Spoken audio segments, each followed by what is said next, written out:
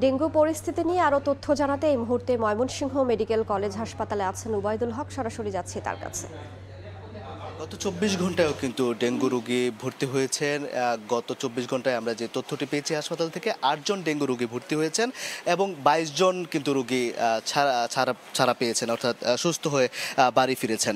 অর্থাৎ আমরা দেখেছি যে চলতি মাসে কিন্তু সবচেয়ে বেশি যে ডেঙ্গু রোগী গত মাসের তুলনায় গত মাসে ৯৬ জন ডেঙ্গু রোগী ছিলেন এবং ২ জন মৃত্যুবরণ করেছিলেন এবং চলতি মাসে কিন্তু এখনো পর্যন্ত ১৬৩ জন ডেঙ্গু রোগী কিন্তু এই হাসপাতালে চিকিৎসা নিয়েছেন এবং গত এক সপ্তাহে কিন্তু ৮৩ জন চিকিৎসা নিয়েছেন, এর মধ্যে ৭০ জন কিন্তু সুস্থ হয়ে বাড়ি ফিরেছেন। এবং আমি যেটি বলছিলাম যে গত ২৪ ঘন্টায় যে সুস্থ হয়ে ২৩ জন সুস্থ হয়ে বাড়ি ফিরেছেন, এর মধ্যে এখন বর্তমানে ১৩ জন কিন্তু চিকিৎসা রয়েছেন। হাসপাতাল কর্তৃপক্ষ এই যে রোগীর চাপ বাড়ার কারণে কিন্তু তাদেরকে আলাদা ডেঙ্গু ওয়ার্ড কিন্তু করা হয়েছে, তাদেরকে এখানে যে মশারির ব্যবস্থা সেটি কিন্তু করা হয়েছে এবং অন্যান্য যে যাবতীয় চিকিৎসা সবকিছু কিন্তু তাদেরকে দেওয়া হচ্ছে এবং তারা যেন সুষ্ঠুভাবে আসলে সেবা পায় সেই বিষয়টি কিন্তু হাসপাতাল কর্তৃপক্ষ দেখভাল করছে বলে আমাদেরকে জানিয়েছে। এই মুহূর্তে আমরা আছি ময়মনসিংহ মেডিকেল কলেজ হাসপাতালের যে ডেঙ্গু ওয়ার্ড, এটিতে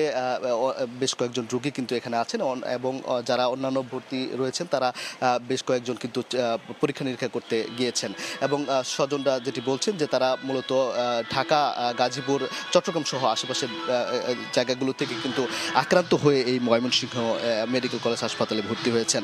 তবে এখন পর্যন্ত ময়মনসিংহ নগরীর বাসিন্দা কিন্তু যদিও পাওয়া যায়নি, তবে নগরের যে বাসিন্দা যারা রয়েছেন তারা যেহেতু বলছেন যে যেহেতু ডেঙ্গু চোখ রাঙাচ্ছে সেহেতু সিটি কর্পোরেশনের পক্ষ থেকে যেন বাড়তি মশক নিধন ব্যবস্থা এবং এডিসের লার্ভা মুক্ত করতে যদি সিটি কর্পোরেশন ব্যবস্থা নেয় তাহলে কিন্তু এবারও ডেঙ্গু মুক্ত রাখা সম্ভব হবে সিটি কর্পোরেশনকে। আমরা সিটি কর্পোরেশনের সাথে কথা বলেছি, তারা যেমনটি বলেছেন যে চলমান যে মশক নিধন কার্যক্রম সেটি চলমান রয়েছে এবং মশক নিধন এবং এডিসের লার্ভা যেন যে এই ডেঙ্গু মুক্ত যেন রাখা যায় সেজন্য কিন্তু তারা ক্র্যাশ প্রোগ্রাম আসলে পরিচালনা করবেন। তো এই ছিল ময়মনসিংহ মেডিকেল কলেজ হাসপাতাল থেকে ডেঙ্গু সর্বশেষ পরিস্থিতি। ডেঙ্গু পরিস্থিতির খবর জানাতে সরাসরি যুক্ত ছিলাম ময়মনসিংহে।